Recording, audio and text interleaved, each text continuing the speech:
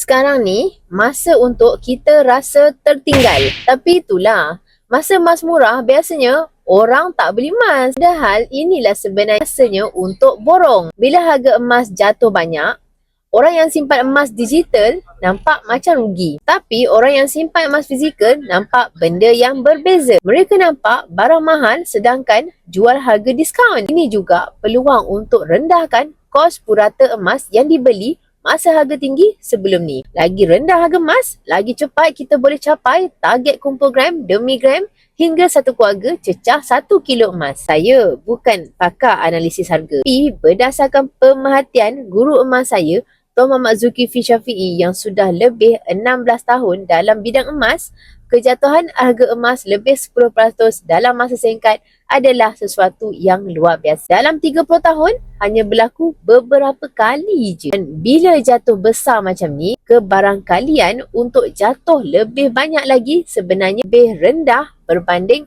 potensi naik semula. Masalahnya, waktu inilah orang paling takut nak beli dan sejarah tunjukkan satu perkara. Masa orang tak berminat beli, itulah waktu terbaik untuk beli lebih banyak. Sebab harga emas hampir pasti akan kembali ke paras tertinggi sebelum ni. Bila? Saya tak tahu dan sebenarnya tak siapa pun tahu kerana semuanya bergantung pada keadaan ekonomi dunia selepas ini.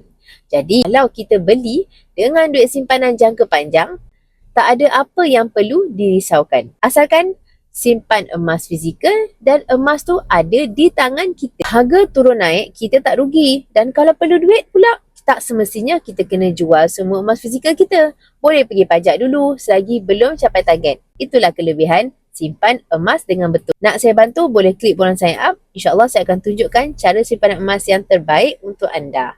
Emas, pasport kekayaan kita semua.